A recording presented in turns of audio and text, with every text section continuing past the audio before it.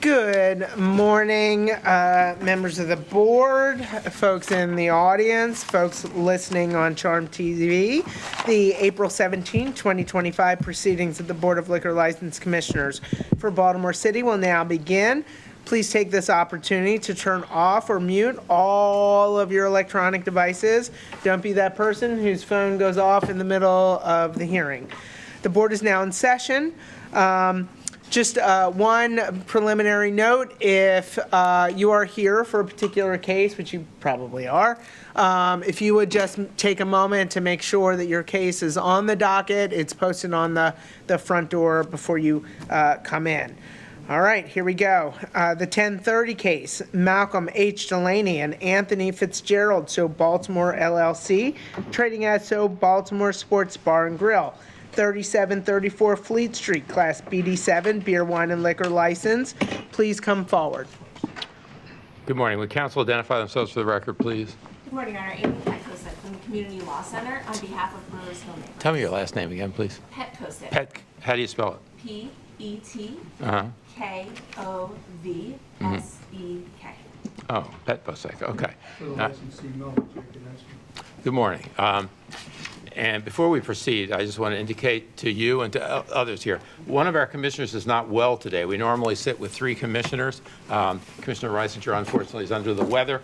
So Commissioner Templeton and I are here. Under the law, we can proceed with just 2 commissioners if you agree. If you do not agree to that and you want to have your case heard before a full panel of 3 commissioners, when your case is called, let us know, and we'll see if we can reschedule you. So are you all willing to proceed? Turn on your microphone. Oh, yes, please. Are both sides willing to proceed this morning with just 2? Licensee is. We would prefer that there be 3 commissioners, but I cannot return on the 24th. I'm speaking at the Judicial Conference in Cambridge, and so we feel that we need to proceed today because we understand that's the only date available for rescheduling. Is that the case, Ms. Wurzburg?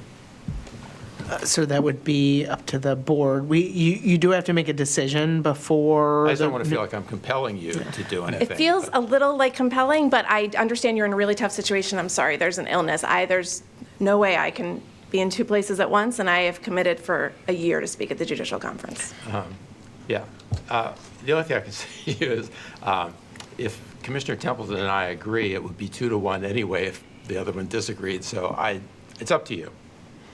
Are you willing to proceed? We will proceed. Okay.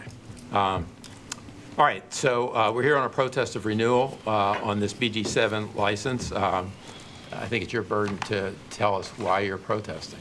Yes. I have a motion to dismiss. If you just would rule on that for the reasons stated in there, at least for the record, we'd have your ruling on that, please. Did you file a motion?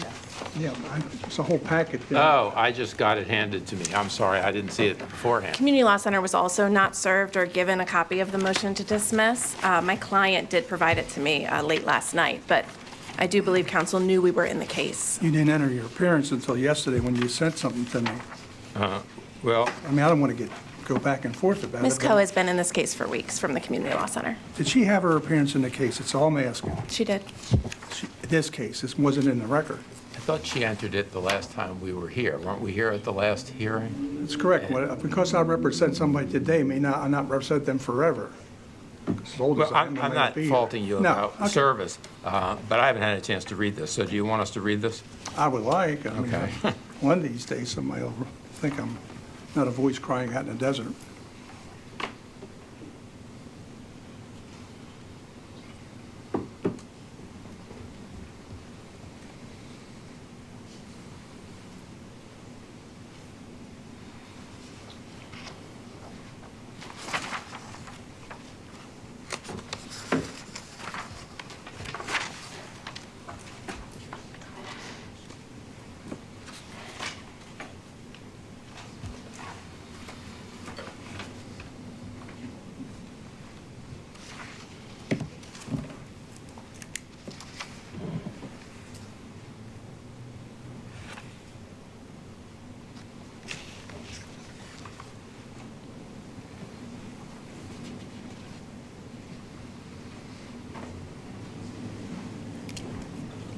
Have you had a chance to read this? My client gave it to me late last night. Yes, I did read it this Okay. morning. Thank you. Are you prepared to argue? Yes, Okay. thank you.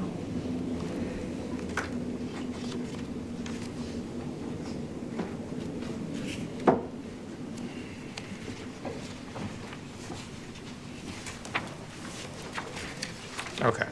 Well, I guess we treat this seriatim. Okay.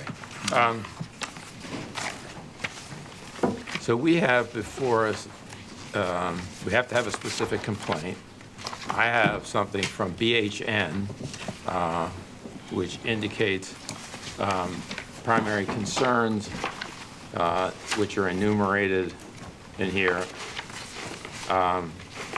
which look like they fall into the category of excessive noise, congregation of people outside the establishment, dirt bikes, some traffic issues, et cetera. And your argument, Mr. Kadensky, is that they need to tell you more. I mean, and they're here to testify. That, If you- as long as all these people are here to testify as to these specifics, I'm okay with that. Okay. Number two is that normally on a caption that is given to the board, where the signatures indicated, it would have the same caption on every page, and it doesn't have that. So there's no indication that the people who signed this had read the beginning part as to whether or not they agree with this. They're just signing on page 4. It's always been the practice before that if you had something, each of the people who are the protesters would sign that page to indicate that they had read and saw what those complaints were, and they agree. Because the page that they signed basically says that the licensees can be dismissive of our concerns and remain unwilling to sign an agreement with us. Whoever the us and they may be, I'm not sure. And if that's what they're saying, then Well, that's- let's get at yeah. that, who's here and what they're complaining about, okay? I'm not inclined to dismiss the complaint on its face, but we can get at these issues as we go forward, okay? So I'll deny the motion to dismiss, but we can certainly find out who's complaining, what they're complaining about, what the specific complaints are, so that you can address them, okay? And I agree with the chair. All right, Thank you, Your Honor. Your Honor already summed up, and I don't need to elongate the proceedings, the reasons why we're here today. The specific complaint from the neighbors that reside close to So Baltimore is simply that there's no MOU in place, and they wanted an MOU to take care of discussions about noise, about storage of dirt bikes, about capacity that spills out into the sidewalk. That's the whole story today, and I have Brant Fisher here ready to testify Yeah. if Your Honor needs that. and I'm going to swear everybody now, and then I'll go forward, okay? Is there anybody else going to be? That's the only present? testimony in this case. Okay, everybody, please raise your right hands. I'll get, let's raise your right hands. No, I'm not, they're going to call you. Just get up so they can swear you in so you don't have to do it over I again. appreciate it. Do you swear or affirm under the penalty of perjury that the answers that you give and the statements that you make will be the truth, the whole truth, and nothing but the truth? Thank you. Mr. Chair, I can just tell everybody, other than the people who have already spoken, I identified, if you do come up and speak, we'll ask for you to state and spell your name, and if you don't, we'll probably jump in and interrupt. Yes, thank you. So let's go back and start again, okay? The issue about, one of the problems with this case has been, I believe, at least because they were here recently, Yes. that the licensee and his counsel feel that a lot of this noise issue was litigated before the zoning board, that all those same complaints were made, the zoning board heard it, the zoning board entered an order, and they feel it's reasonable. And we held at our last hearing that we would abide by that, and they have to abide by it as well. So there were limitations imposed on how much live entertainment they could have and what hours and all that sort of thing.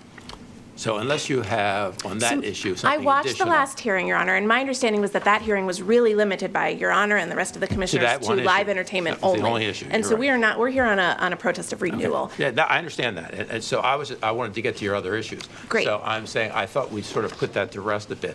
Our view last time was, the zoning board told them what they have to do. They have to do it. If they don't do it, we'll violate them. But I wanted to get to the other issues on the live entertainment. Yes, our issues are not about live entertainment, they're about capacity and noise overall, well, not let's- just let- noise from the entertainment, but noise from the operations of Okay, the facility. well, let's, if you want to present testimony on that, that's fine. Thank you. Mr. Fisher, if you could state your name for the record, Yes, Brant Fisher. and what is your occupation?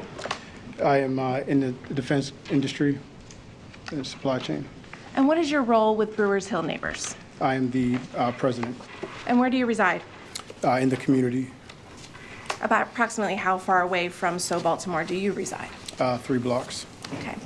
Can I And- just ask him a question or two? Please. So were you involved in preparing this complaint, Yes. Mr. Fisher? And were you the one who obtained the signatures Yes. to it? So if Mr. Cadency has questions about that, he can ask you. He sure can. Thank Okay. And when did you first become familiar with Baltimore? you. About 2.5, 3 years ago. And was there any point at which you attempted to, on behalf of Brewers Hill Neighbors and the other residents, negotiate a memorandum of understanding with Baltimore? Yes, over the last year. Can you talk about those attempts and that process? Yes, so we initially called when we first were made aware of the live entertainment application, we called a meeting in which Mr. Cohen and Mr. Fitzgerald met with myself and other board members in the community to discuss their plans and review the application. Upon that, we addressed raised some concerns and at that point advised, hey, we're going to come back with draft an MOU in which we presented the MOU.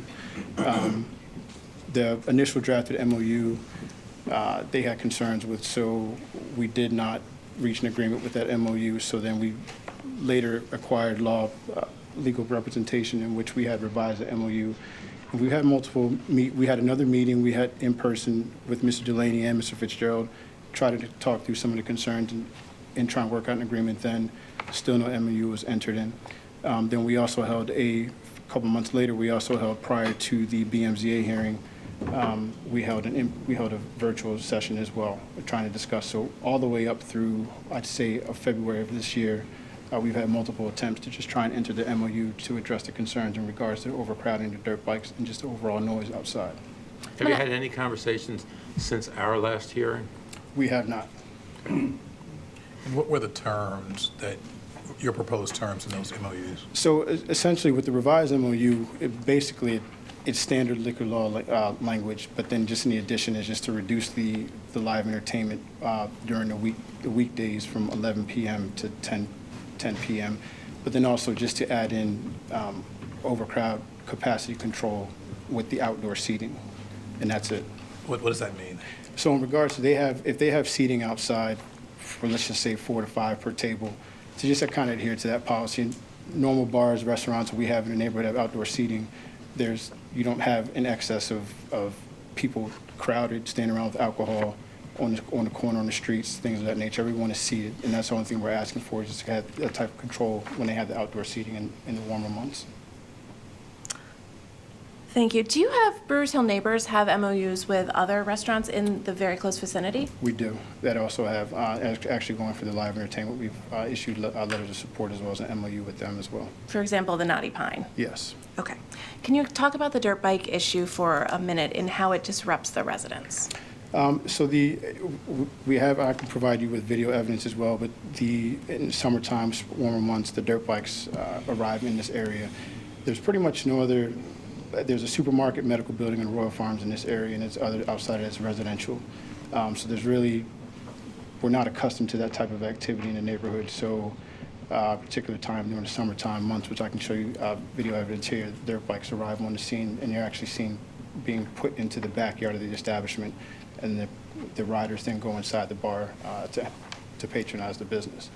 So it's become an area of concern because we just never really had any type of dirt bike activity in the neighborhood, and there's really been no reason for it. And so what you have video evidence of the Baltimore staff helping store the dirt bikes? Yes, Okay. Have you tried to reach out to your city council members? we have. And what has that resulted in? It's been resulting in a letter of support. They understand the concerns for the community, but also want to ensure that, they're encouraging as well as the MOU be entered in to ensure that, the outdoor capacity control of the dirt bikes is addressed, and there's, a way that we can kind of have an agreement around that. And that includes your city council person, Mark Parker, and city council president Zeke Cohen, is that right? Yes, that's correct. Can you explain just briefly why is the overcrowding a problem? What does it look like when the courtyard, or the area where you eat outside is full? Well, it's the sidewalk, so there's often overcrowding, which kind of billows around to the back of the building. You have excess of individuals that are not seated, have open containers, spills out into the street. Vehicles are also double parked, so it becomes not only just a traffic concern, but just a pedestrian. And just the noise that comes along with that also can be disruptive, and it can carry through into the nighttime. Is there anything I didn't ask you about that you wanted to share with the commissioners that you don't think we've already presented? No. Okay, thank you, that's all my questions. Mr. Kadensky, you have questions for Mr. Fisher? Yeah, just briefly, you were at the BMZA hearing, is that correct? That's correct. And a lot of these same issues were brought up in front of the Board of Municipal Zoning Appeals? Yes. And as a result of that, when they issued their opinion, they issued it with the restriction regarding the hours of live entertainment between 6 p.m. and 11 p.m., is that correct? That's correct. Also, they addressed the issues regarding the windows and doors that be kept during the live entertainment, et cetera. That's correct. And as a result of that, they were granted by the zoning board the right to have live entertainment, correct? Correct. Are you a patron of this establishment? I've been to the establishment before, but not as of recent. And then when you were complaining about an MOU, you understand there's no obligation for a licensee to enter into an MOU. You understand that? That's what I'm just asking you. Yes, I understand that. Okay. And when the license was transferred, there was no MOU. Correct. And when the outdoor table service was already on the license, you understand that? Correct.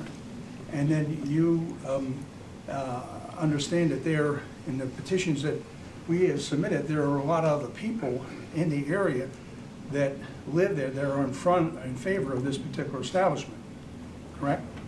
I'm sorry, repeat that? We submitted petitions to the board signed by various individuals that are in favor of the renewal of this license, that are in the area. You understand that? I haven't seen anything, so I don't See, understand one that. of the problems that and I should make this clear on the record, I have Mr. Kadensky's packet just handed to me this morning, and I have your packet just handed to me this morning. I don't know what either side has seen. We filed that about 5 days ago. Okay, and I didn't see it, but this will be made part of the record. This will be made part of the record. Have you seen the I haven't letters seen from that the one, no. council people and others? Okay.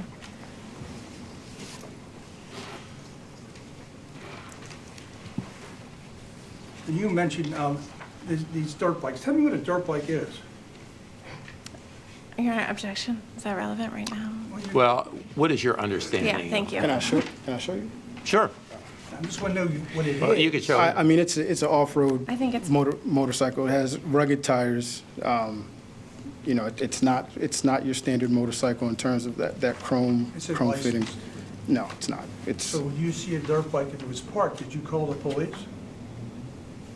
Did I call the police? Anybody called Yes, about unlicensed dirt bikes? yes. And what'd they do? Well, the If dirt anything. the dirt bike task force is the one that has to be initiated in order to handle the dirt bikes. So did they do anything? I don't know if they did anything. I wasn't there on scene. And how many days were the dirt bikes were there? They were there that evening. One day? No, it's multiple times. And multiple times the police were called about dirt bikes? As far as I'm aware, yes. But you don't know for sure? I personally didn't call it in. You didn't no. call about the dirt bikes? No. Okay. And the situation regarding discourse with Mr. Delaney and Mr. Fitzgerald, they have been talking to you, is that correct? Yes, Okay, so it's not like they have not talked to you. correct. And they've been there since 2022? Yes, And along with that, you understand that Mr. Delaney owns the building, so he is invested in the area. that's correct. And he runs a business there, correct? Correct. On his side of the block, there are no houses, it's mainly commercial. Correct. And it's mainly commercial as you go up to Eastern Avenue. Correct. On the other side of the street, directly across from them, are there houses, or are they down the street a little further? Their houses. And there's an apartment right there as well. And you mentioned that you had a MOU with the place up the street. And is that the only one you have? They have live entertainment, yes. No. It's only one MOU that you have. Correct. All right, so there are other establishments in your area that don't have MOUs. And they don't have any entertainment license. Is that the criteria? To have a live entertainment, do you have to have an MOU for your organization? For our organization, Yeah. when they're entering to live entertainment, yes. Okay. And if they don't enter the MOU, even though they have restrictions by the BMZA, you still want an MOU? Sorry, repeat that. Even though you don't have an MOU and they have restrictions with the BMZA, you still want to have an MOU? With the establishment that's applying for the MOU? Correct. And how many of the people sign your petition are their customers? That I don't know. They have frequented the place before. Okay. And the people that had signed your petition, you got them all to sign, did they read all 3 or 4 pages of the petition that were They did, signed? yes. And how long did it take you to do that? It took me the course of the weekend. And then you've been responsive with the council person, is that correct? Yes. You know if the council person ever reached out to the establishment? That I don't know. You think that would be somewhat important if they're going to write a letter Well, on your behalf? Actually, yes, they were involved in the beginning, as well as BMZA was involved in the initial conversation, so yes. Okay. I have no- And BPD has also been in I have no conversation. further questions. Okay. Did you have any other I evidence? just had 2 follow-up.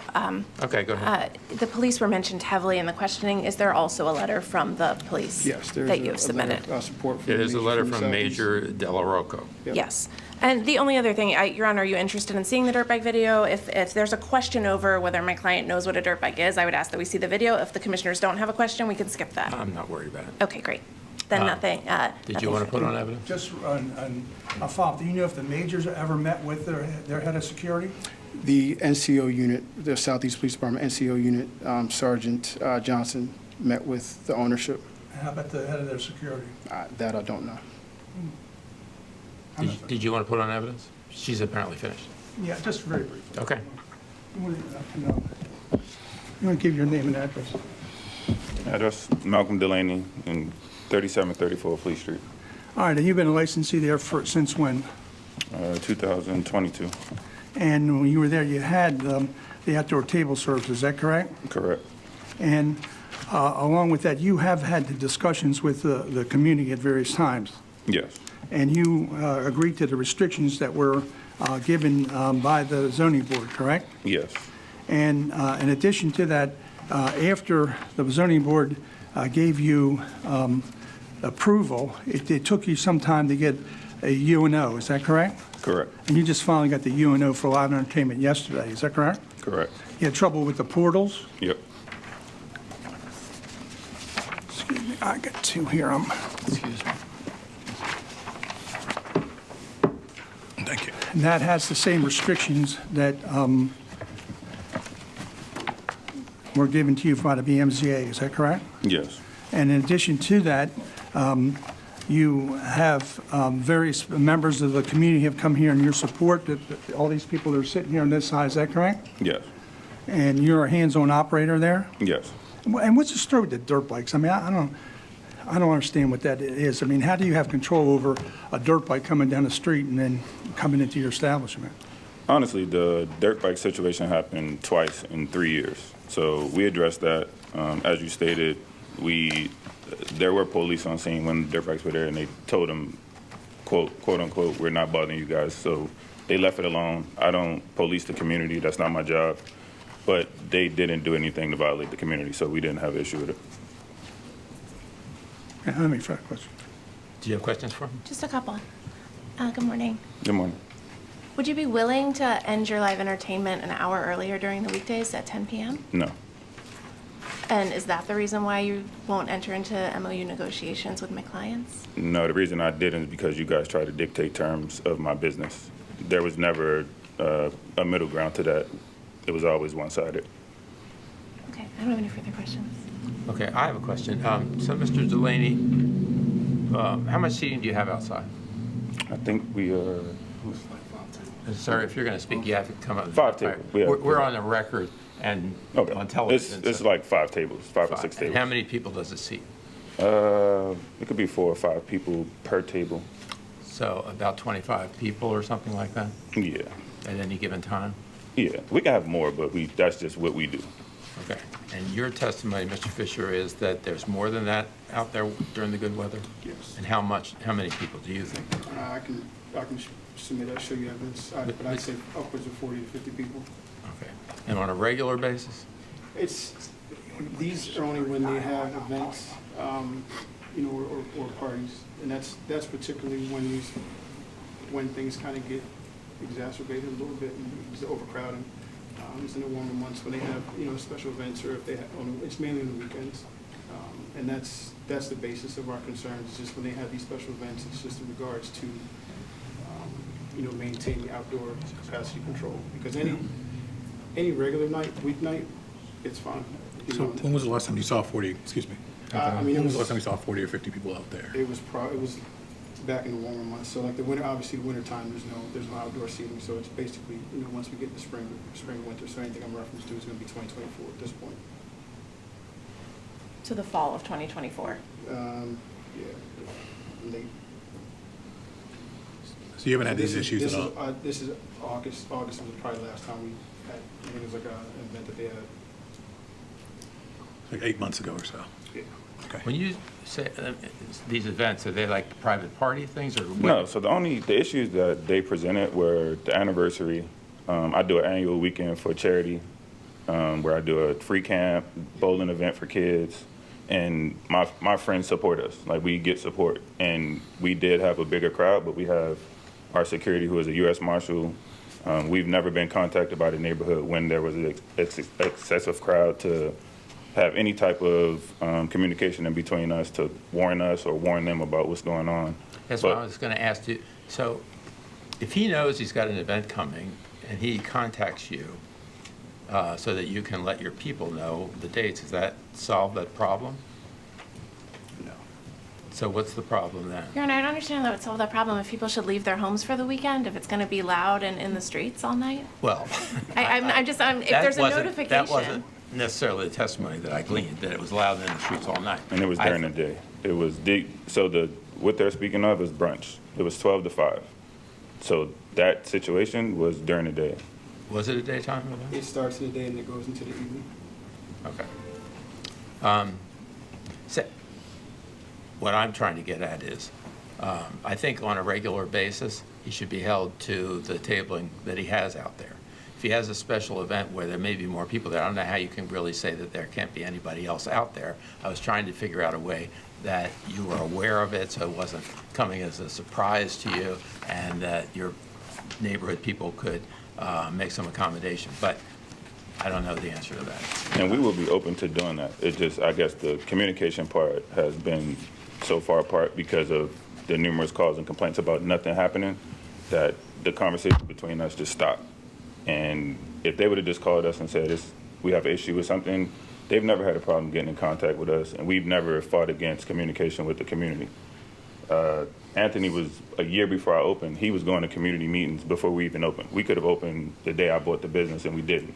We spent a year trying to accommodate some different things to the community, and he personally went to the meetings. Well, it's broken down, that's for sure. So Mr. Fitzgerald came to the first meeting when they first wanted to present to the neighborhood to say that, hey, we're a new business coming to the neighborhood. That was the last time he ever been to a meeting. Secondly, if they're having a special event, to my understanding, that's something that they would need to apply through a DOT to get a special permit, just like we have other businesses that apply for a special permit when they're going to have sidewalk events and things like that, so we're going to shut the streets down of that nature. So I guess that would be my question in regards to, is if they're going to have special events of that capacity, then is it necessary to follow that protocol for them to follow? I don't have any control over the Department of Right. Transportation or their rules or It regulations. does say in the alcohol and beverage rules, Your Honor, for Baltimore City, though, that all other city and state rules have to be followed. And so I I guess agree. we're arguing today, and can we hold the renewal of the license until all parties can sit around a table and work out some sort of MOU? My clients would be happy to have this discussion, not in front of Your Honors, but in front of each other with our attorneys. But It doesn't sound like they want to do that, so I think we're going to have to impose reasonable restrictions. And we've brought this prior to the BMZ hearing. We brought these concerns, and The other concern was that, you know, we presented, you know, the dirt bikes and the overcrowding. It was just, there was denial from that on behalf of the bar staff, and we had the evidence of these things taking place. So just the accountability piece just wasn't there, taking ownership. And that's kind of where we are with the MOU in regards to, we wanted to kind of put something in place with the establishment, with the live entertainment, to attach the MOU to that way have that parameter. I mean, I understand you want there was it. never, prior to that, them going into that establishment, there was no live entertainment, right? You know, just nothing of that nature was taking place. So that's why anything with the live entertainment that's going to draw more of that crowd, we want to have that MOU in place.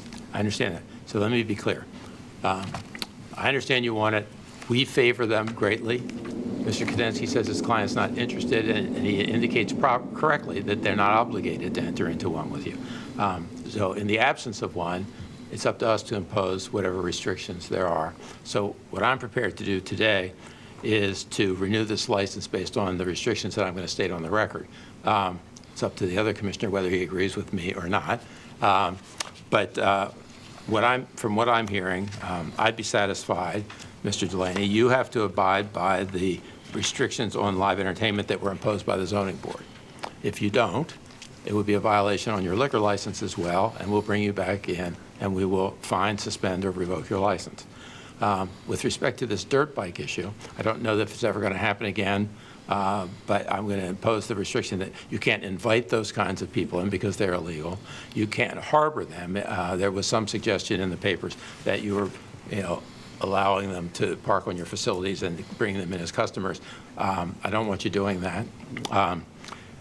That would be a violation of your license. We'd bring you in for that.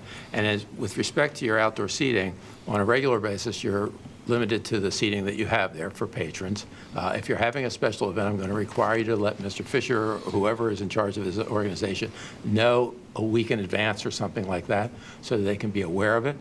If you find that it's going into the night and it's disrupting the neighborhood and they haven't met their other obligations with DOT or whatever, let us know. We'll violate them for that, and we'll bring them back in and deal with that on a specific basis. But I think Mr. Delaney understands what the rules and regulations are. I know Mr. Kadensky does. I hope you understand what I'm saying. In the absence of a written agreement, these are going to be the rules. Okay? Now, if you all break down this wall between you and start talking on a regular basis again, go have a beer at his place and chat with him, and you decide that you can reach a written agreement, we'd be delighted, and we'll make that a part of the license. But I can't force them to do that. Okay? Commissioner, what are your views? I agree. As long as you abide by all of the zoning board rules that you already are confined by, I'm okay with the renewal of your license. Also, with the dirt bike issue, I agree with the chairman. No harboring, no storage. I know you couch it as parking in the back or parking somewhere. We don't want any of that. So any dirt bikes, any patrons that come to your establishments, you must turn them away. They can't come on dirt bikes. No participation in anything dealing with dirt bikes, and also limiting the seating for the outdoor table service. If there are 4 or 5 tables, there should be, 4 or 5 people per table out there. If there is an event, I think it is important for you to contact BHN and let them know that there's going to be an event.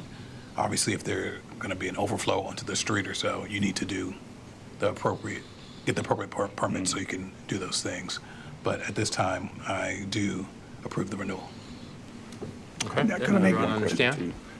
Part of the record, these are the people that have come down Oh, okay. in Yes. favor. I want to acknowledge that there are people here in with us today who are in favor of it, and I have their names and addresses, and I'll make it part of the record, okay? Thank you. Thank you for your argument. All right, Thank you. thank you. Thank you. Appreciate it. See if you can work something out. I call exhibits for the record. Licensee Exhibit 1, motion to dismiss. 2 through 15, letters of support from community. 3, petition of support. 4, use permit dated 4/16/25.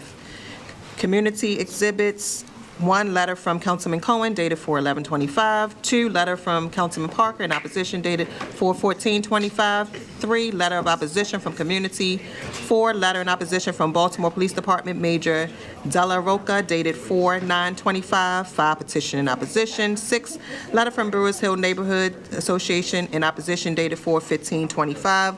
7, letter from Highlandtown Community Association in opposition dated 1/15/25. And 8, City Law Department hearing outline.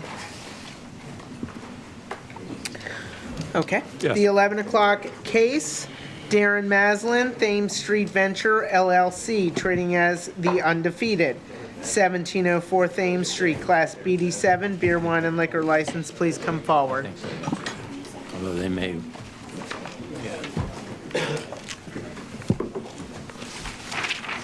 Good morning. Will council identify themselves for the record? Morning, Amy Petkosek from the Community Law Center on behalf of Fells Point Residents Association. Good morning again.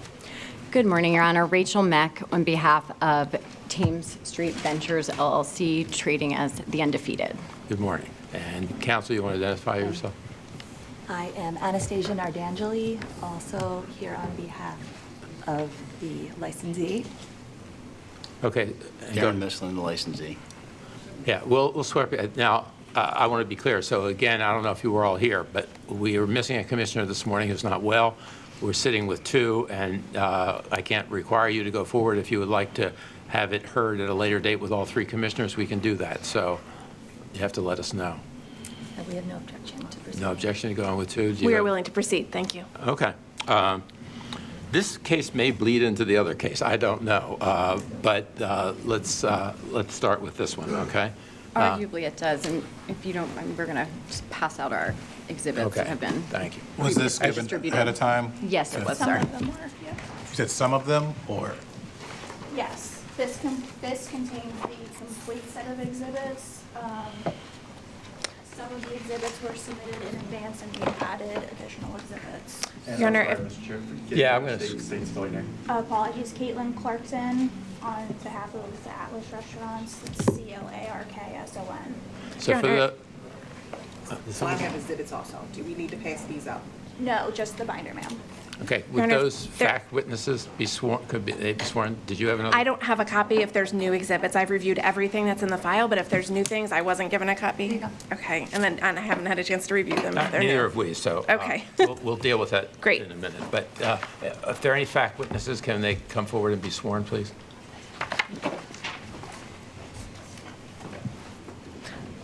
Are you going to be testifying, sir?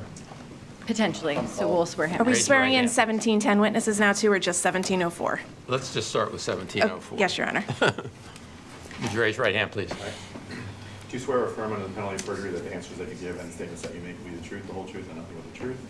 Yes. Mr. Chair, I would suggest, since we already have his name, ma'am, if you can go ahead and state and spell your name. My name is Corinne Scheitler, Spell it last name. SCHEITLER.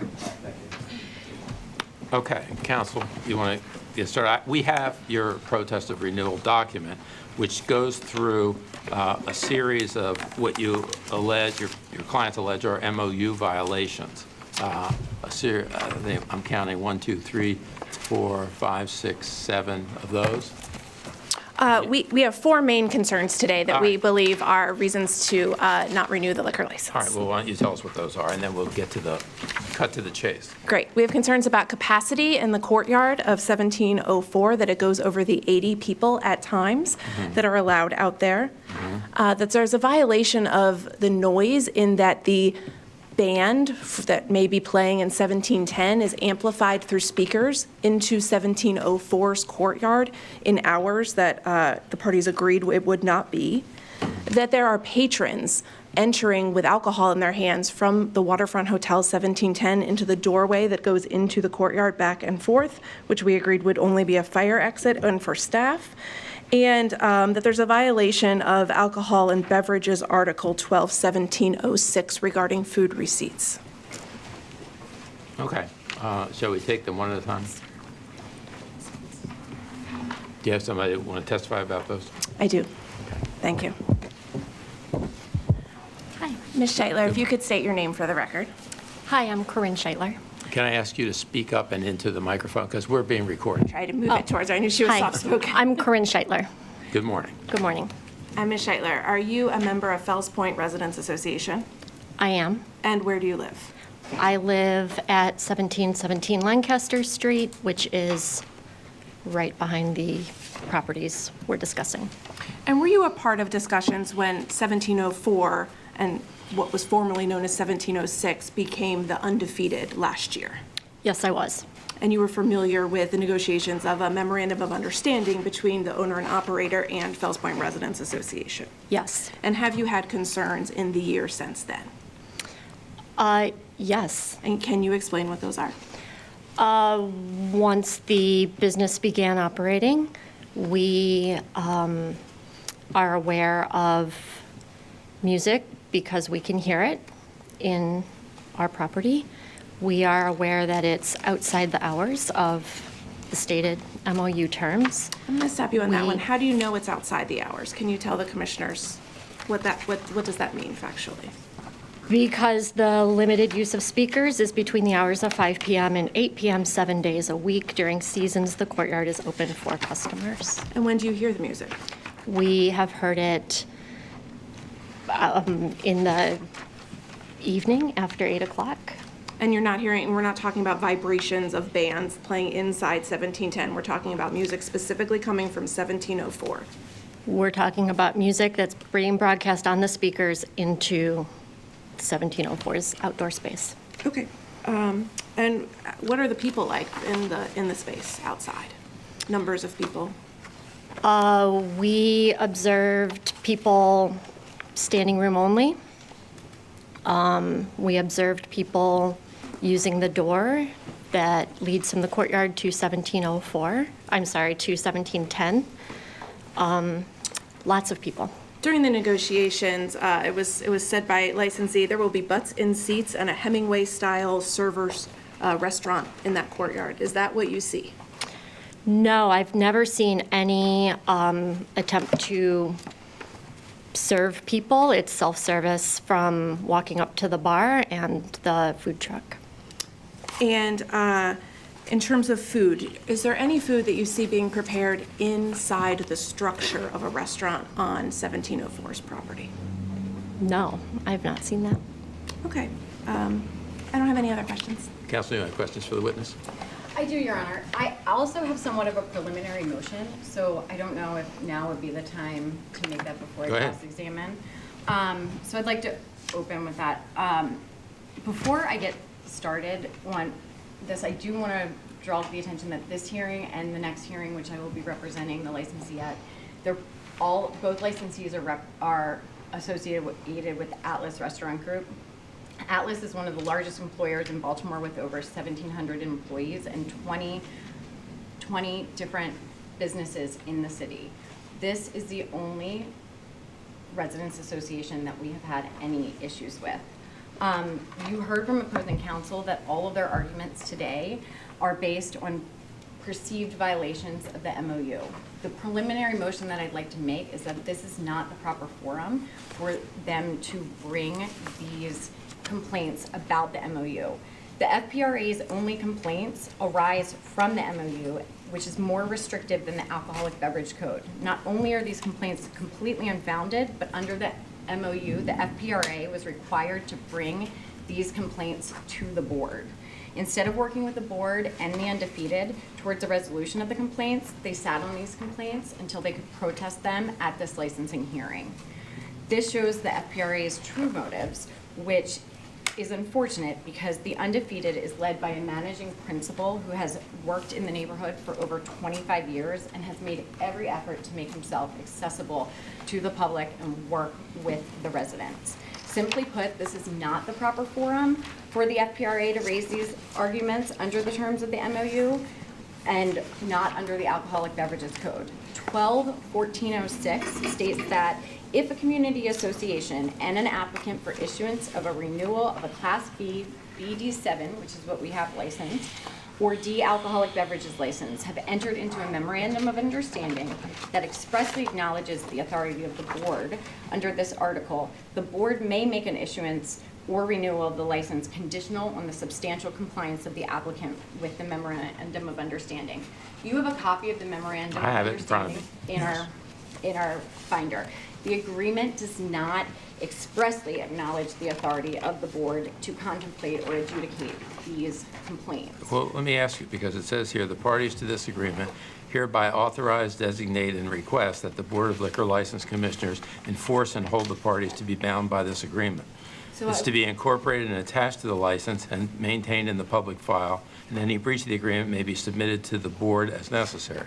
And let me point you to paragraph 4, which deals with breaches of the contract. It states that specifically in this MOU that the FPRA must call a public hearing on the issue. Bringing it at a renewal hearing is not proper. I'm sorry, but I'm reading section 4. It says, uncorrected disputes among parties hereto concerning the terms and conditions set forth in this agreement will be submitted to the board for a public hearing. Is that this board? That is this board, but it says to call a public hearing because these are breach of contract claims.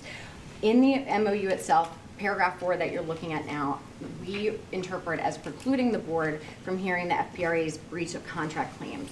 Paragraph 4 of the MOU states that any uncorrected disputes, which none of these are violations, there are only perceived violations, testimony that's being given here, but to be clear, the Undefeated has an absolutely immaculate record. There are no violations. We're not here on violations. We're here on a renewal of the license, and I have to disagree with you. They agreed when they came before us and asked for the license to have the MOU be made part of their license, which gave us jurisdiction to determine whether or not they had violated the MOU at any given point in time. That doesn't mean they can't go into civil court and sue for a breach of contract. They can do that anytime they want, and you can too. We have no jurisdiction over that. I agree with you about that. But we clearly have jurisdiction over the terms of the MOU, as far as I'm concerned. I don't know if the other commissioner agrees. So you can hear it, Your Honor, but then we would be making standard breach of contracts claims here, which really aren't before the court. Oh, they are all the time, because we have many, many licensees who've agreed to make MOUs part of their license, and when they violate it, we have jurisdiction and we determine them, and those are considered violations of our rules. So the standard, though, that we would argue is that they need to show substantial breaches here, and we don't have a single violation. Well, if these breaches, well, you've got testimony already about alleged breaches, and you haven't had a chance to cross-examine her yet, but if we find that there is evidence of them, we can take the appropriate action, which in this case would be whether or not we renew the license. So I deny your motion to dismiss, but you're certainly free to put on your case, and you can certainly cross-examine this witness. Your Honor, I just want to, based on counsel's opening statement, we may have an additional witness because before Community Law Center got reengaged, there were many attempts to address the concerns before we brought this before the trouble of Your Honors, and so I do have a witness that can speak to that today if that's we'll necessary. get to that, but let's finish with this witness. Ms. Sheckler, are you aware that the courtyard at the Undefeated has only been open for a total of 5 days?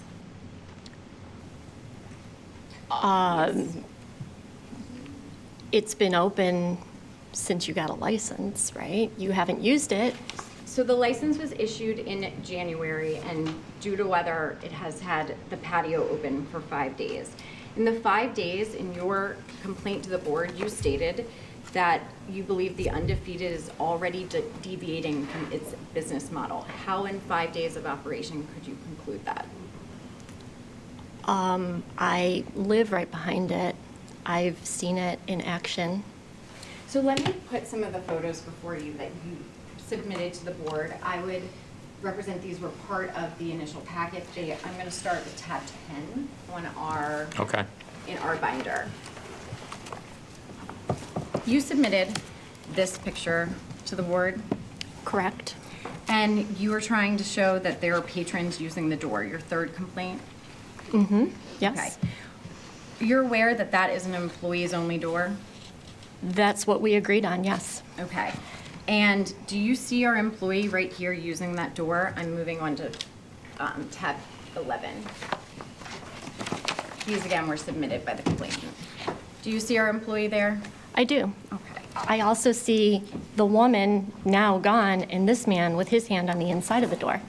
Okay. So you also complained about capacity and submitted photo 13. Why do you believe that that photo exceeds the capacity of the Undefeated? Everything we discussed was that it was butts in seats. And you have counted here 60. We counted about 42 seating options. And it does say here, capacity at the lesser of the Baltimore Fire Department measured the number of available dining seats, or 80 people. But if you Yes. don't have 80 seats, does that not mean that it is the number of seats that you have? You haven't shown us any pictures of any seats. We represent I can't that we see can them because see the people are full- standing. So in the entire time that that patio's been empty, it's only been used 5 days, you couldn't take a picture of the patio or the seating? This, we would represent that we were generous in numbering this photo that was submitted by the complainant. We tagged every employee, every person, every body in there. If an arm or a head was disjointed, we counted it as 2. The capacity there is 60. The MOU is far more restrictive than the guidelines by fire, which would permit 120 people in this patio. There were 60 on this day, and we will stipulate that there are seating for everyone. We're aware of what the MOU requires. Picture, I'm going to proffer these to the court. This is, I'm on 13. We also have pictures of the capacity. So this was actually taken on St. Patrick's Day weekend as well, correct? Yes, it was. Okay. Here, I'm going to put number. Explains why everybody's in green. Yeah, easy to see. Number 15 in front of you. So you were part of the negotiations. You actually protested the original license being issued to the Undefeated, correct? I was not part of the negotiations. I was not part of the FPRA at that point in time. Okay. I was a member, but All right, I'd like to point you to, this is the same door that you were referring to in your testimony that was being used by a patron of the Undefeated, correct? it seems likely that it could be, yes. Before the court, number, that's 15.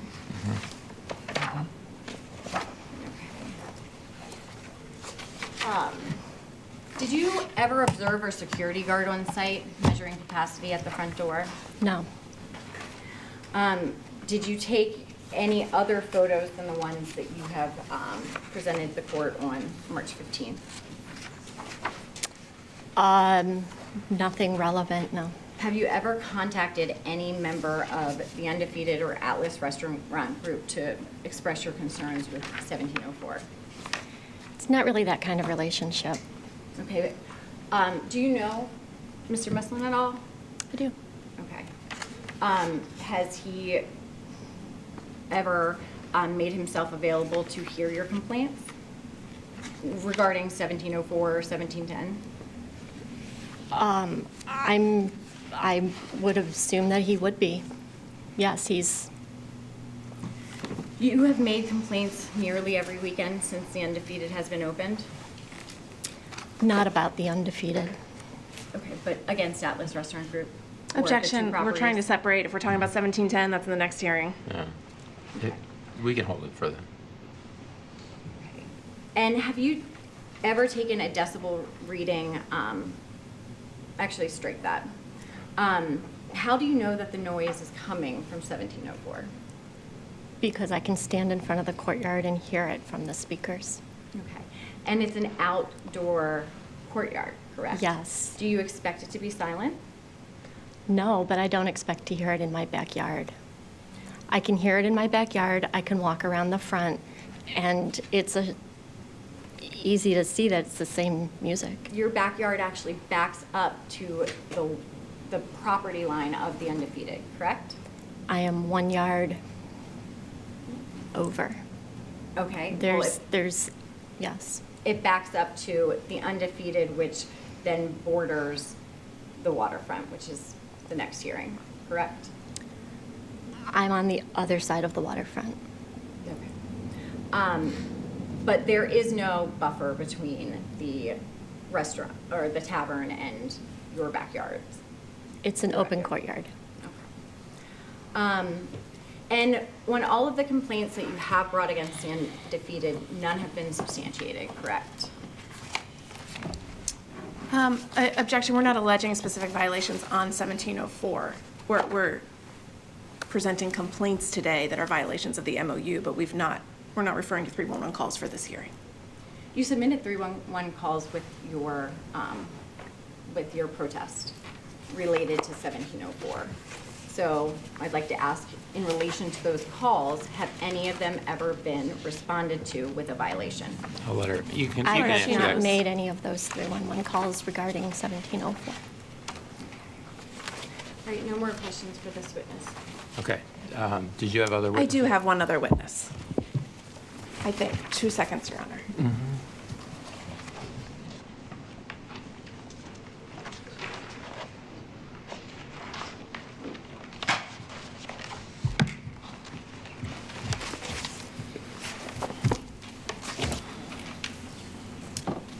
Yes, sorry. If you could, I don't think we swore you before. I think we need to swear in the Please witness. raise your right hand. Do you swear or affirm on penalty of perjury that the answers that you give and the statements that you make will be the truth, the whole truth, and nothing but the truth? Yes. And, State and spell it. Sorry, Kate Sims. Ms. Sims, are you the president of the Fells Point Residents Association? Yes. And I'm calling you right now for hopefully the narrow focus of, have there been any times from between May 1st of 2024 and today when members of your association have attempted to talk with the licensees? Yes. Our board member, Peter Bodie, who was supposed to be here today, he had, his brother died unexpectedly over the weekend, so that is why he is not personally here. I apologize. But he has talked to Darren several times, and there's been emails going back and forth ever since they took over the waterfront. But Peter most recently had contact with Darren, sorry. Were you in a meeting where Peter, who can't be here because of the death, shared that he tried to reach out to Anastasia, who is their, Yes, one of their attorneys? He also spoke to her, I guess about a month ago or so. I don't have the exact date, but yes. And your understanding is that was before you, again, retained Community Law Center in the case? Correct, yes. All right, I don't have any other questions. Do you have any questions for her? Well, did Peter indicate to you that he also spoke with anyone other than me? He spoke to you, Darren, and Alex. Okay, so he spoke to all three. Mm-hmm. And in those communications, was there what did he indicate that give rights to the need to engage the Community Law Center to communicate? I can't hear you, but And I'm only sorry. if you know. Can, So Peter is the one that reached out to the Community Law Center? We don't really know what was said? oh, no, so the board decided to reach out to Community Law. Peter just was the one who spoke with you and Darren and Alex. Well, right, so Peter and Judge Trisciani, Peter called me, I relayed the message to the client, and the client, I am aware, both Darren and Alex spoke to Peter. I'm not. so this goes to the issue of whether there were prior communications. Yeah, counsel really was really strong, and I think this could go up on appeal, and I want to make a clean record. So counsel was really forceful in saying that there was no attempts made to bring any issues to light before today, and I just wanted it on the record that there was. Okay. That's all. So it's a Yeah, notice, elongated. it's a notice issue. Yeah, thanks. All right, thank you. Anything else? No. Do you have questions? Yeah, one question. Ms. Sims, did you bring specific complaints about either the sound, the food receipts, or the capacity issues to Mr. Mislin?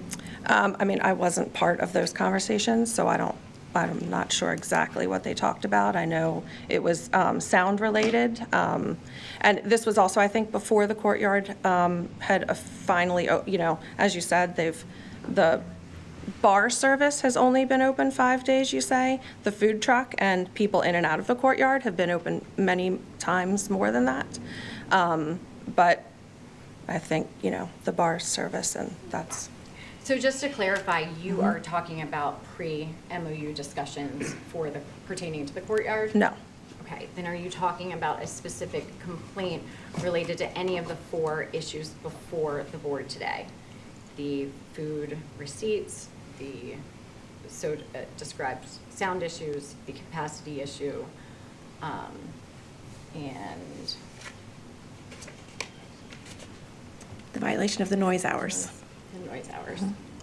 What do you mean? Have you expressed specific complaints on specific days to anyone within the management of the Undefeated? Oh, or about Atlas those? I mean, restaurant? I can't say for sure exactly what, I don't want to speak for Peter. I don't know exactly what they discussed, so. Okay, so there is no knowledge of specific complaints which the restaurant or the tavern could have abated? I mean, they had the MOU, so I feel like they knew what the expectation was. Are you saying it's our responsibility to contact them every time they violate the MOU? You don't get to ask questions. Okay, sorry. I was just clarifying what she was trying For the to record, say. The first time that the specific violations were brought to our attention was when there was a protest filed. At least that council's attention. And if there were specific complaints addressed in the one communication that Peter Bodie had with Darren or with Alex, we can certainly have them testify to that effect. But we investigated those allegations, and Atlas determined that they were not in violation of those items. So, I mean, they did investigate, and we. Okay, I'm sorry. We had a Do you have couple more days to questions do for so. her? I do not. Okay. Do you have anything else? I do not. Okay. Did you want to present evidence? Okay, Yes, thank you. Your Honor, I'm going to just ask a couple questions of Mr. Mislin here. Can you come up to the microphone, sir, please, and state your name one more time? Darren Mislin. Good morning. Mr. Mislin, how many seats do we have available on the waterfront patio? I believe it changes between about 65 and 80. Okay. And you're aware of the capacity regulation in the MOU that we would at no other time have more than 80 people in the courtyard? That's correct. Okay. The door that is between the waterfront hotel and the courtyard of the Undefeated, is that for patrons to use? No, that's an employee door. It's a fire door, so it's a push bar from the inside. Okay. And do you have any signage or what does the Undefeated do to prevent use of that door by patrons? There's a sign that says employees only, and there's stanchions right inside the door. But employees are permitted to use that door? Yes. Okay. And with regards to sound, is this an issue that you have been conscientious of with regards to the Undefeated? Of course. Okay. And have you, on any instance, been put on notice that the sound in the courtyard exceeded acceptable levels? Besides the times that the inspector from the health department came out and said that we were at an acceptable level, no. Okay. Has any individual from the community brought these concerns to you? I did have a conversation with Peter. During the time when you had the ability to correct the issue?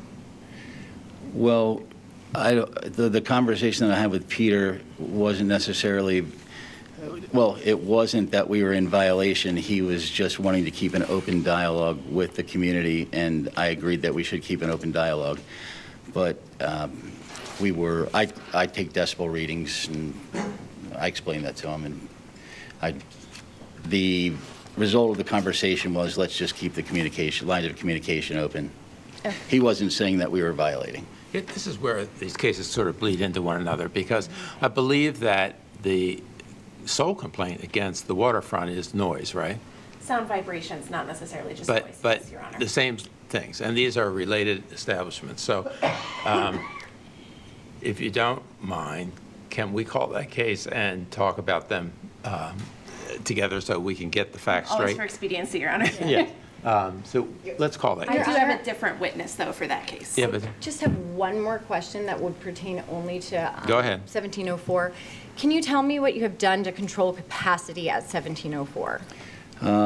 We contract a security company called Elite Police Protection, and they have a scanner and counter, and they are posted right outside of the gate that keeps a running count and scans IDs. Okay, so on March 15th, St. Patrick's Day weekend, was Elite Security outside the door of the Undefeated? Yes, the whole time that we were open for business. Okay, so let's call the other case. Okay, the 11:30 a.m. case, Vasilios G. Circus, Admirals of Thames LLC, trading as Waterfront Hotel, 1710 Thames Street, Class BD7 beer, wine, and liquor license. I apologize for mispronouncing your name. Please Just come fine. forward. You did a great job. Is your name Mr. Circus, is that right? Circus, yep. Okay, we'll swear you in a second. So, okay, raise your right hand, please. Do you swear or affirm under the penalty of perjury that the answers that you give and statements that you make will be the truth, the whole truth, and nothing but the truth? I do.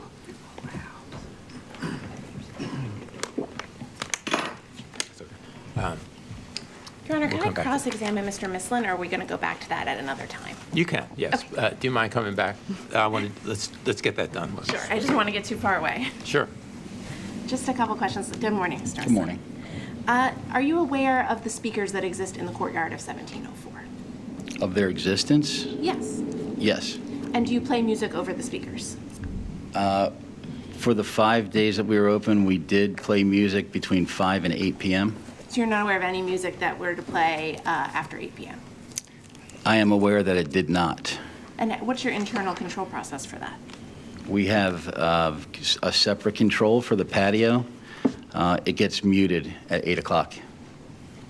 And in terms of 51% of your daily receipts for 1704 only being from food, how do you, what's your internal system for that? I would object to this, Your Honor. We didn't cover this in our opening, but we have a BD7 license that does not subject us to a ratio for food to beverage sales. Your Honor, my understanding is they fall under the exception in the legislature for a BD7 license that's articulated in 12-1706. And Your Honor specifically explained that to the licensee when we were here a year ago. I have copies of that with me for everyone if that's It's okay. helpful. Okay. I'll overrule. Let's, go ahead. I don't have detail of the product mix of the sales for those 5 days. I think her question was, what's your procedure, right? What's your procedure? I'm not asking for a specific day. I mean, who's in charge of that Yes, and that sort of yes. thing? Just like any other restaurant, it's run through a POS system. Can you just explain? So That's a point of sale system, and somebody orders a drink, they ring up a drink. If someone orders food, they ring up food. Great, I'm a lawyer, so I don't do POS systems. I appreciate the explanation. So when they're ringing that up, is it in a restaurant inside 1704? When they hit the button that you're just explaining? It's either inside or on a handheld, which is connected to the POS system. Okay, so it's not inside the Fuzzy's food truck. That's correct. It's not inside the Fuzzy's food truck. So the Fuzzy's food truck receipts are not part of your 51% of food sales? I'm sorry, I don't understand the question. You're not counting the food truck sales as part of yours, is her question. I would object and just say he can only answer If you to know. his knowledge. I don't know. He knows. I don't know the accounting process. Okay, thank you. That's all All my right. questions. All right, let's, go ahead. I would just like to redirect on that issue. Mr. Meslin, we have been, or the establishment has been operating under an assumption that it would like to meet a 51% food to beverage ratio, correct? Correct. The Undefeated does have a charcuterie menu, and it is serving Fuzzy's Burgers. That's correct. Okay. It is currently the understanding of the Undefeated that we believe it was a mistaken assumption that we are subject to this ratio, correct? I believe that is the argument. Okay. But that is something that we are in the process of vetting, and we began vetting yesterday, correct? That's correct. All right. Okay. Can we talk about the waterfront situation. So what is the specific noise or music or vibration complaint about the waterfront? Can you clarify that? I can. Thank you, Your Honor. The concern is not just music playing at the waterfront. It's that the second floor has been created to be a live entertainment space, and the sound vibrations from the base vibrate, shake, and make noise in the homes that are directly connected to, behind, adjacent from the waterfront. I have one witness to testify to that, and we have one citation that has happened from May 1st until today that I have copies of today. I received it yesterday from the health department, so it was not in my initial submission, if that is needed. Is this a disputed issue? It is a disputed issue. We did not have notice of the original violation. It has been put on appeal. We did not get the disposition prior to it being sent yesterday. We had checked for the disposition. Somehow it miraculously popped up before the hearing, and we do intend to appeal it. It was from last May, Your Honor, and I also checked and finally got a call back, and we received it yesterday. But maybe there'll be an appeal, but it was from almost a year ago. Okay, but I mean, are you disputing? To interrupt, that particular violation was issued on May 17th. However, there was a review of that particular violation on October 2nd. And until just this week, and I can provide you with testimony that I have called the Environmental Control Board and the billing offices, this was not an open citation on the Baltimore City website, and it could have been just a mistake. But that's why we did not, we were not aware of the continued disposition of this. Well, let's get to the real issue here. I'm just going to provide so what's the going commissioners on with these as well, just so that the record on the shows second that. floor at the waterfront that they're complaining about? Do you want to? Would you like me to present my testimony? Yes. Put your witness on. Yes, Mr. Shute. You need to Raise your right hand, please. Do you swear or affirm under the penalty of perjury that the answers that you give and the statements that you make will be the truth, the whole truth, and nothing but the truth? I do. Can you state and spell your name for the record? Christopher Chute, C-H-U-T-E. Dr. Shute, what is your profession? I'm Professor and Chief Research Information Officer at Johns Hopkins Medicine. And is your residence located near the Waterfront Hotel? Our property lines are adjacent. And had you patronized that restaurant before it was a live entertainment venue? I had, actually. And so you'd been inside of it before? Yes. And have you been inside of it since it now is a live entertainment venue? I went there opening night, frankly, to ask them to turn down the volume. And I recorded 110 decibel downstairs, which was remarkable because the band venue was upstairs. And it should be pointed out that they took great expense to create the band venue. It's an impressive facility. So impressive that they actually required a diesel generator to power the amplifiers until such time they built a separate power substation simply to power the amplifiers in this band venue. I would also point out that the band venue is within 4 inches of the property line, which is the width of a brick. And it butts directly against our property lines. Yes, then that is why we are here today. Can you explain what looks different? Why are we calling it a venue? What looks different than it did before? What was done inside? Not about the generators, the actual sound facility. They built a sound stage. They actually brought in custom-made steel to have a scaffolding and functioning for it. They placed the sound stage again against the property line wall, and it is surrounded by a brick shell, which for some period of time served only to amplify the noise and as a tympanic membrane, which goes into an acoustic canyon in our backyards. All the 1711 backyards have open courtyards, open space. Our balconies are respectively, the third floor balcony is 63 feet from the venue. My loft, where my study is 74 feet from the venue.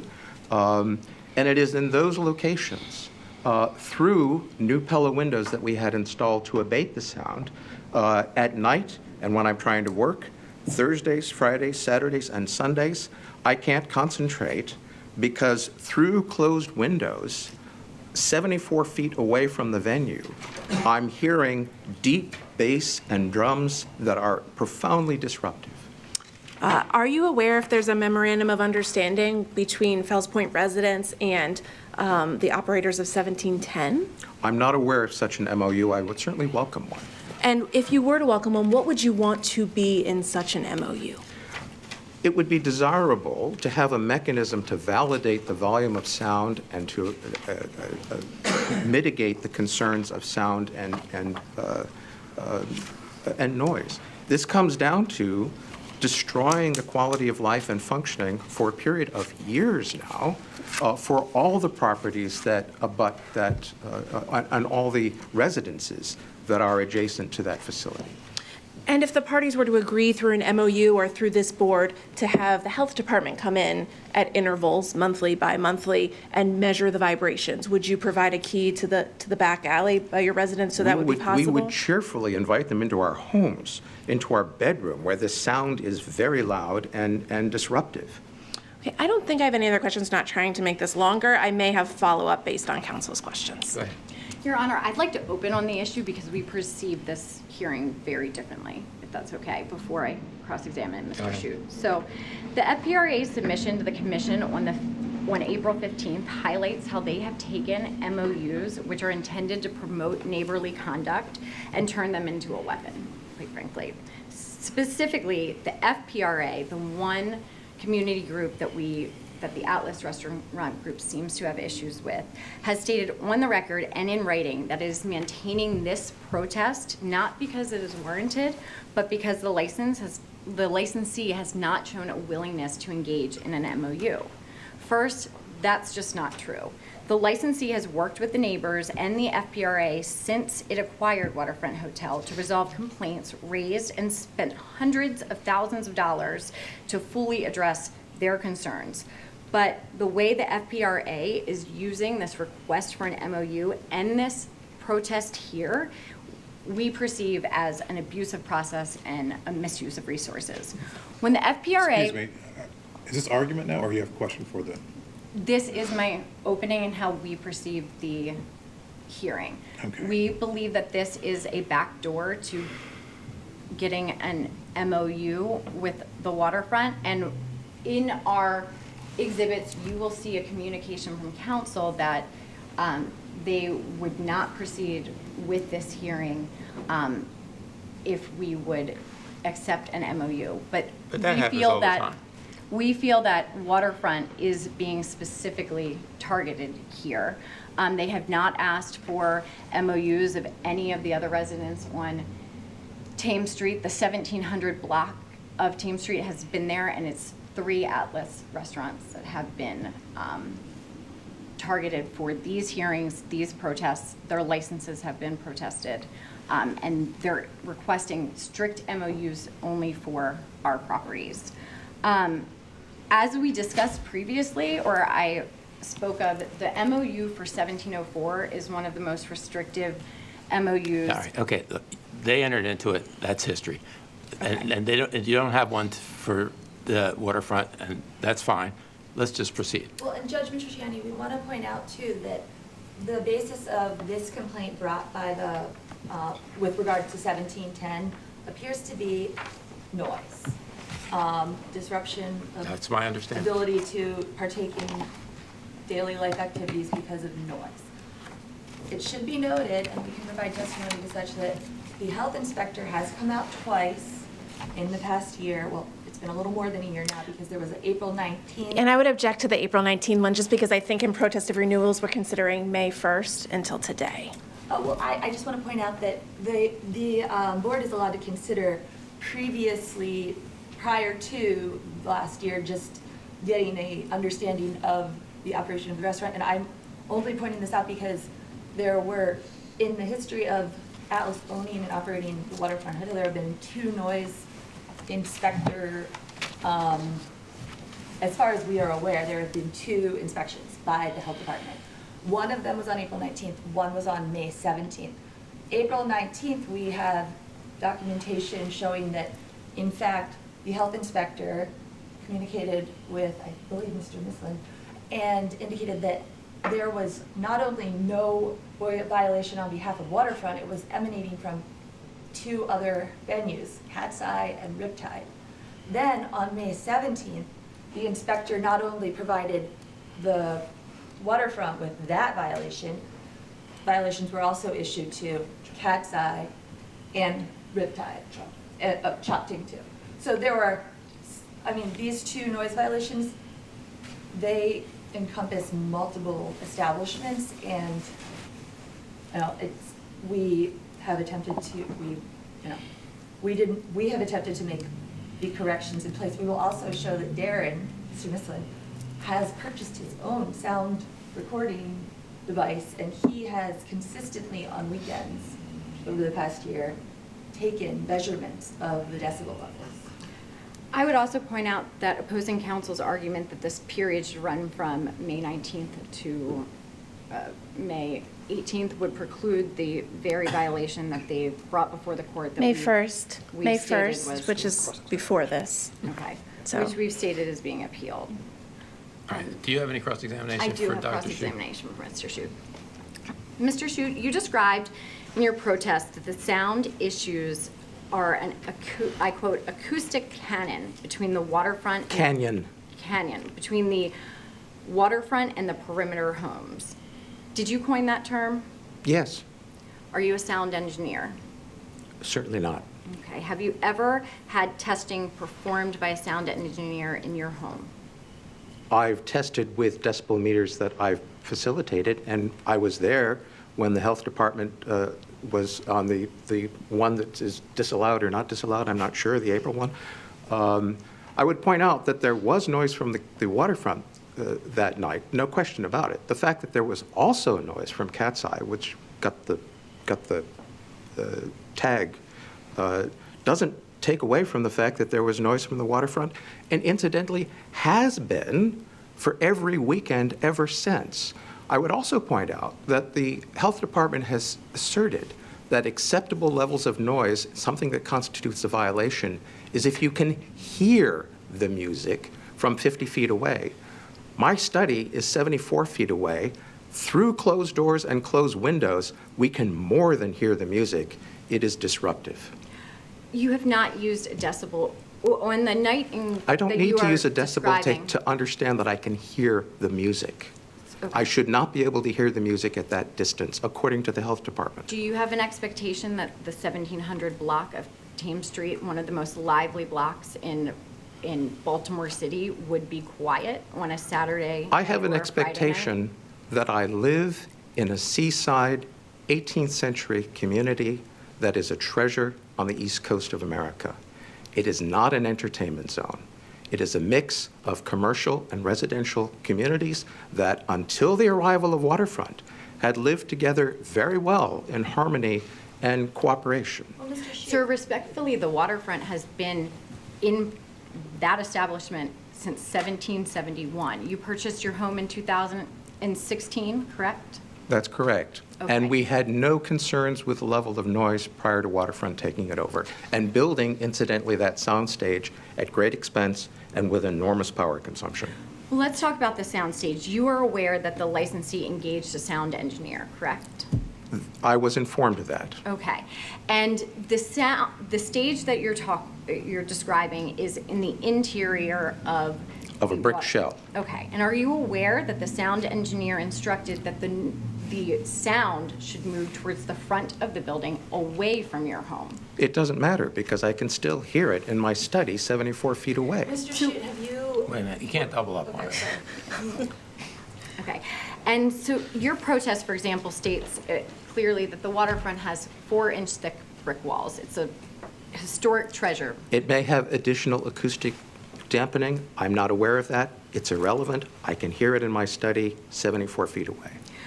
Let's talk about the 4-inch walls, though, for a second. You're aware that the waterfront is the second oldest building in Baltimore City? Actually, I am aware of that. Okay.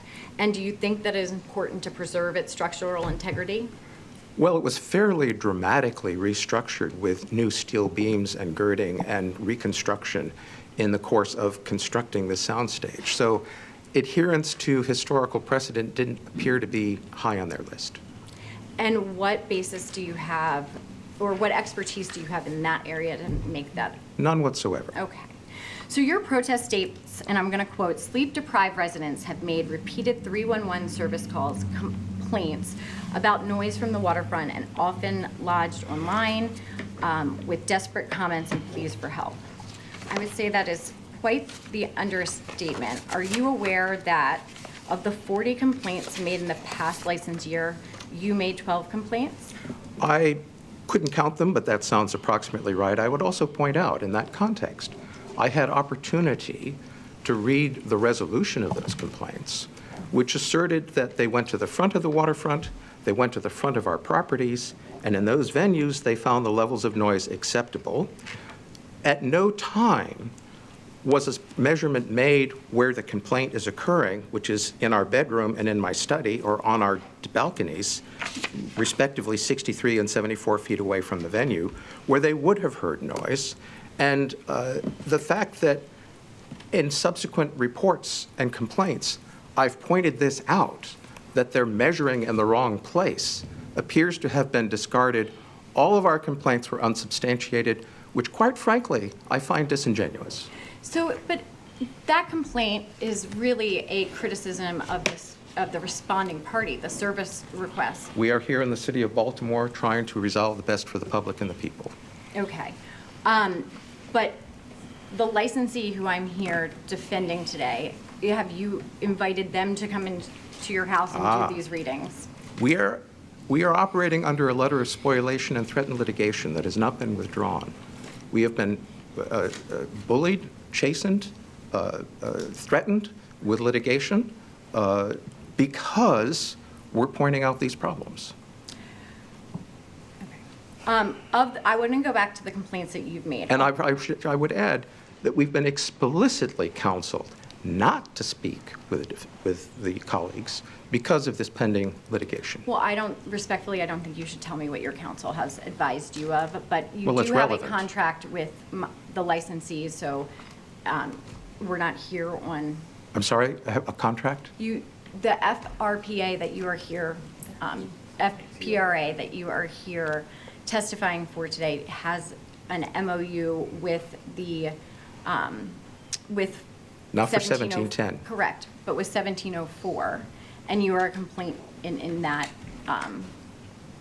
protest as well. That's correct. Okay. I want to go back to your complaints for just a second.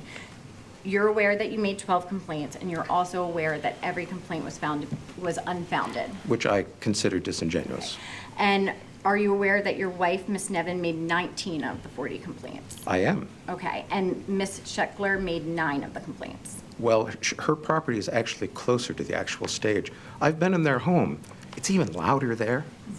But of the 40 complaints, they were made by you, your wife, and Ms. Scheckler.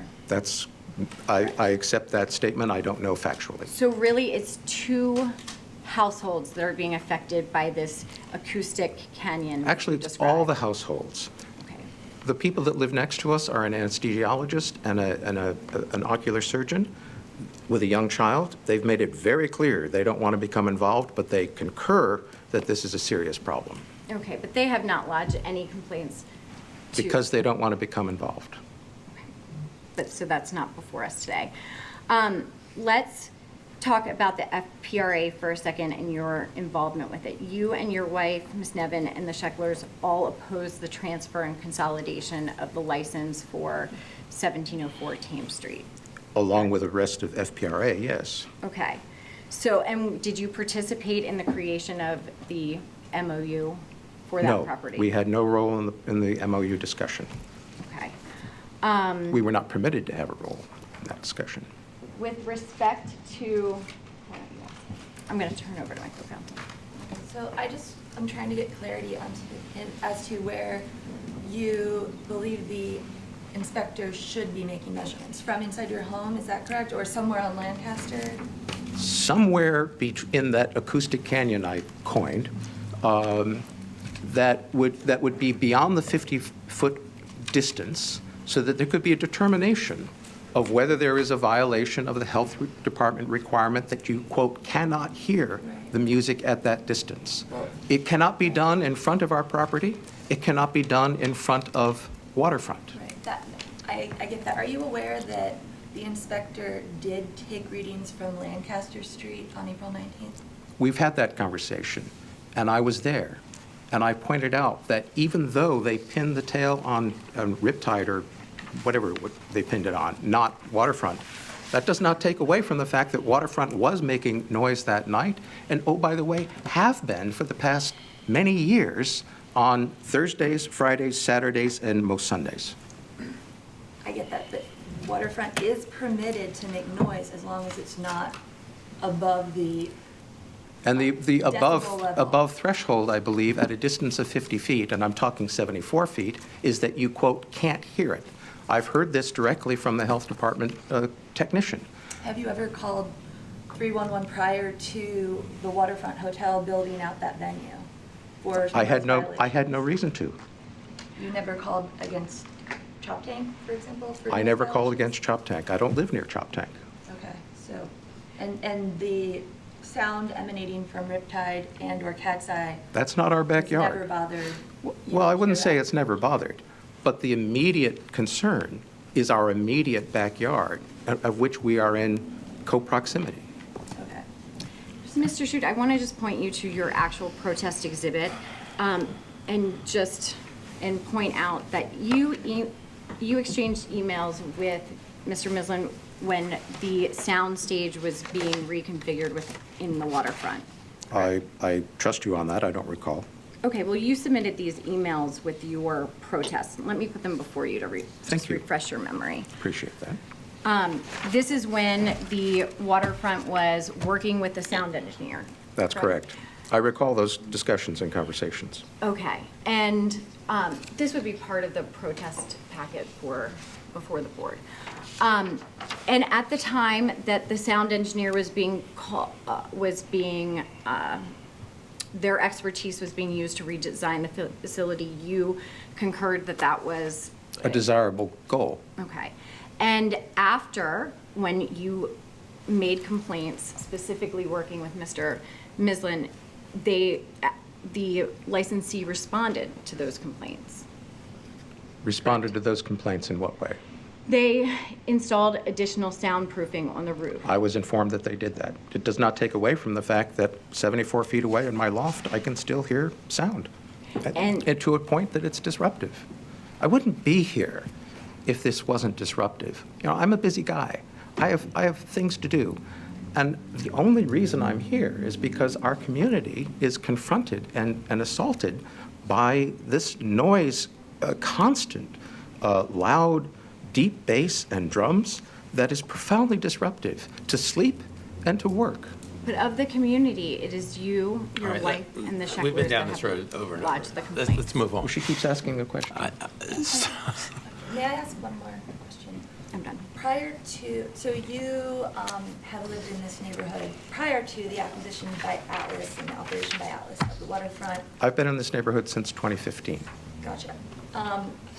So my question to you is, were you aware that the Waterfront Hotel has previously operated live entertainment prior to Atlas Energy?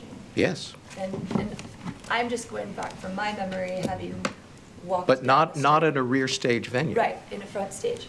Now, I'd like to proffer that the reason that the rear stage venue, fully enclosed, was built was to protect the community from the noise because, I find it odd it was built 6 inches from a property line. well, I personally have been a patron of the restaurant prior Four to Atlas. inches. And when they had the band venue in the very front, there were often windows and doors wide open because the band didn't have a lot of room and was getting hot. And there was a lot of music. And Mr. Mislin is happy to testify that his rationale and the Atlas's rationale behind creating this fully enclosed. Your Honor, is this a question still for my soundproof- client? Where are we going? They created a soundproofed It's hardly area soundproofed. they have attempted to create, and they have Attempted. put a lot of soundproofing into this area to try to create an environment where they can still have a band, which historically the restaurant has always done, and to put it in a place which is less loud, less, they're trying to contain it. 4 inches from a property line? Your Honor, I just have one follow-up question. We've mentioned Riptide. Is Riptide now closed?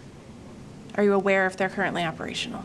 Oh, I think it is closed. I don't know factual. Okay, I don't have any other questions. All right. Your Honor, I'd like to call Mr. Mislin. Okay, I thought he was already up here, but go ahead. Yeah, he is, but I'll bring him. Okay, we got to wrap this up, so let's go. Okay, pardon me. Mr. Mislin, on that point, are you aware of the date that Riptide closed? The exact date, no. Okay. But on one other instance, when Mr. Ward, I believe, came to investigate a sound issue with Waterfront, it was determined that it was not the Waterfront Hotel, correct? That's correct. That day, Inspector Ward came, we had a discussion outside, and I walked the property, including the interior of the courtyard and the rear of the building, and he said it doesn't seem that the sound is emanating from 1710. Then he walked around again and issued citations for other properties, and I asked him if he would mind emailing me his findings, which he did. And those are Exhibit 3 in the binder, is his response, confirming that it was not the Waterfront Hotel on that occasion. Mr. Mislin, how many times have you gone and measured sound emanating from the Waterfront Hotel? Every Friday and Saturday night, 3 times a night, usually approximately 10:15-ish, and then I do it again at midnight around 1. Okay. So you heard Mr. Shute just testify about issues with sound on Thursday and Sunday nights, but the Waterfront doesn't have live music on Thursday or Sunday nights, correct? Correct. Okay. Mr. Mislin, do you know Mr. Shute? Yeah, we've met. Okay. Have you interacted with him before? It's just in the neighborhood. Okay. Does he have your cell phone number? I believe every FPRA member has my cell phone number. I was actively involved with FPRA for many years, and Peter Bodie has been my main point of contact. But yes, I've shared my email with the whole board and the membership at large. Okay, well, let me refresh your memory a second. There's conversations that were submitted by Mr. Shute with you related to the sound engineering work at the Waterfront Hotel. Do you remember engaging with Mr. Shute during the process of the sound engineering experts evaluating the second floor of the Waterfront? This is going back to 2022, is it? It does. It was Yeah. submitted by the protester. Okay. Yeah, this is during the build out. And you offer your cell phone number to him to contact you if there are any issues on an ongoing basis. I'll proffer that in these emails. Has Mr. Shute ever contacted you, or has he contacted you in the last 6 months to appease any of these sound complaints? No, he is not. Okay. Can you tell us what sound engineering work and what sound buffering has been done to the Waterfront to appease protesters? When? This is. Yes, and please, Yeah. I think that that's part of the exhibits, but we've included all the receipts. We added 3 inches of soundproofing on the roof. We had our contractors and sound engineers enclose the stage space with additional soundproofing. We added springs to all the hanging speakers. We added baffling and mats to all the subwoofers to cut down on the vibrations of bass. okay.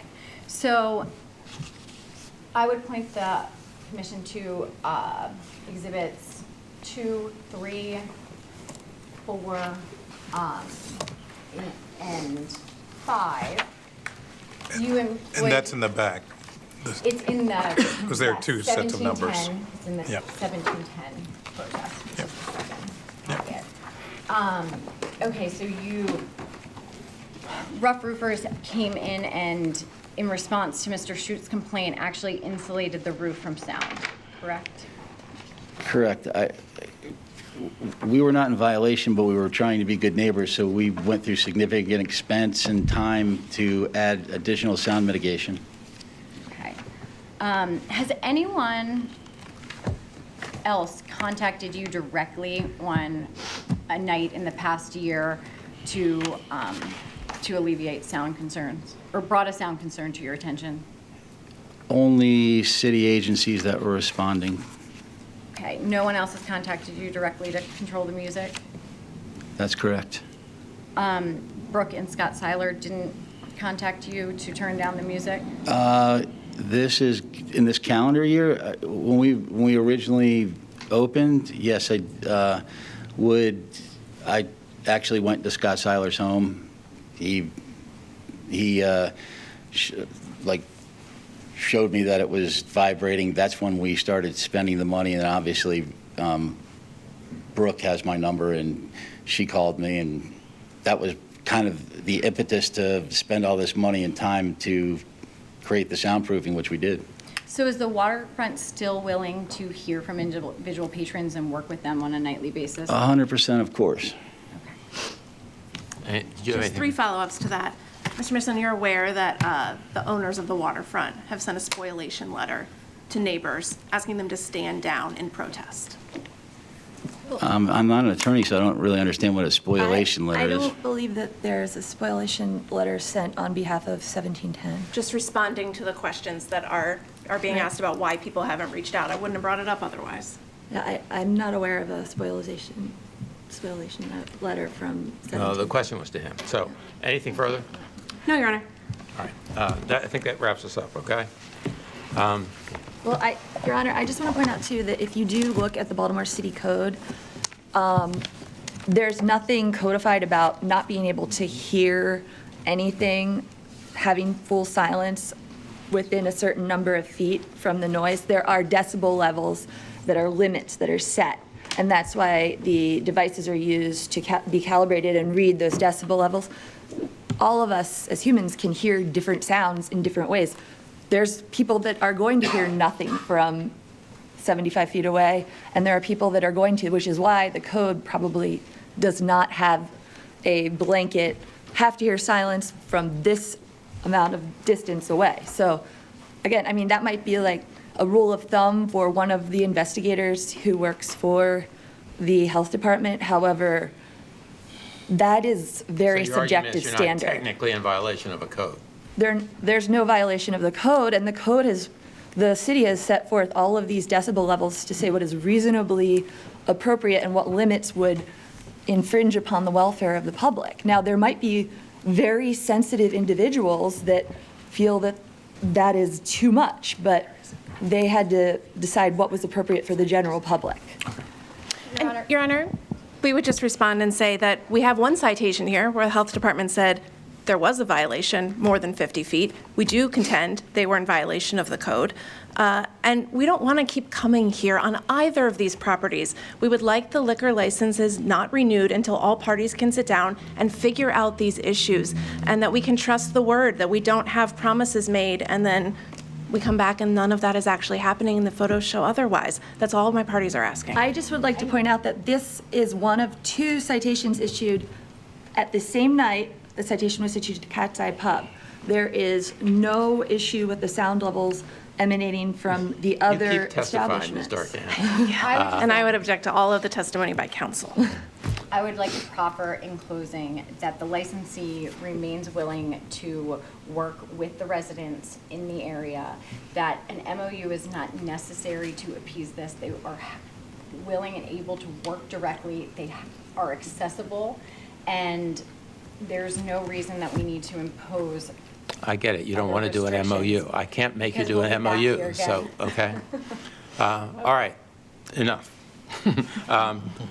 Okay, I'm going to rule with respect to both cases at the same time. And this is just my opinion. I don't know what Commissioner Templeton's going to do. But with respect to the undefeated, the protest, and the Waterfront Hotel protest, I would vote to renew the licenses with the following conditions.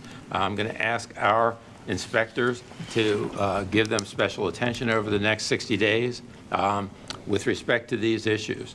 I think they should carefully determine whether they're exceeding their allowed capacity in this area at 1704, whether they are playing music after 8 p.m. at 1704, whether this employee-only door is being misused, whether they are meeting their requirement for food receipts, and with respect to both properties, whether our inspectors, along with Health Department or anyone else required, make attempts to do sound measurements to determine if they are within the appropriate and legal bounds.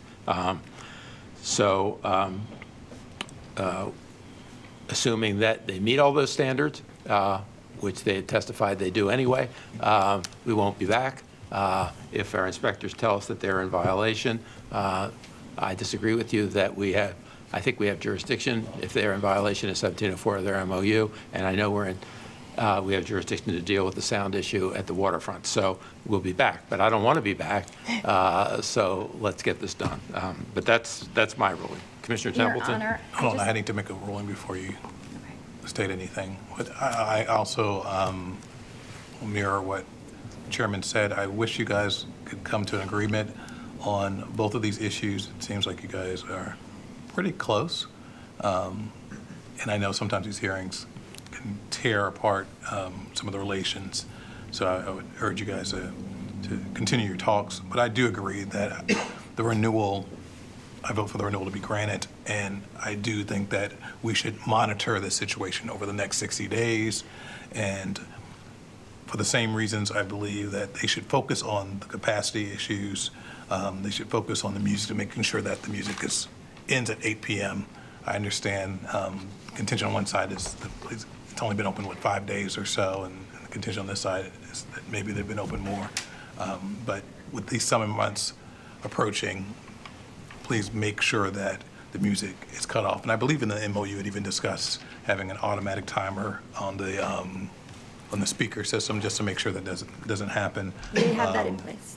Yeah, the employee-only door, I understand that is a fire push bar door, but the staff is going to have to make sure that no one slips out of the waterfront and slips into that other area. That will be a violation if that does happen. The food receipts, also making sure that requirement is done. I know we'll do that. Also, when it comes to the waterfront, we will be monitoring and make sure that the volume level is legal. We understand and we appreciate your testimony today, and we do understand that your home is very close to the back of the waterfront, but we will be monitoring that over the next 60 days. I would just actually like to request some clarification on the food receipts. I think it would help us work with opposing counsel on it. We seem to have a dispute of fact on whether we're subjected to it or not with the BD7 license. So if they're... Well, I think our determination at an earlier point was that you are. And I guess the issue that arose today is whether you can meet that through this food truck or not. That's something that I can't answer right now, but I asked our people to try to resolve. I think And that... it starts with an accounting, though. So Yeah, if you guys- there's no way to properly determine that since it's been open for a month at this point. Right. But yeah, I think the attempt is to comply with all applicable laws. We'll figure it out. Is it possible just to point us, I'm obviously We new have, counsel. I think it's 12-1706, and I made a copy. Okay. If you It need was any imposed at a private clarification, meeting. Ms. Wurzburg can let you know, okay? Thank you. That would be helpful. Okay. Thank you for all of the time today, Commissioners. You're welcome. all of Thank you. Yes. I think that's our docket, is that correct? Let's call the exhibits. Yeah. Call the exhibits, 1710 Thames Street, community opposition exhibits, letter from Community Law Center, and 2, the Animal Control Board citation dated 5/17/24.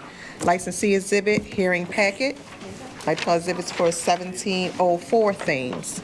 Community opposition, exhibit number 1, letter from City Law Department dated 4/15/25, 2 through 5 photos, 3 MOU between licensees and Fells Point Resident Association, 4 311 log, and licensee exhibits number 1, hearing packets 1 through 16. Thank you.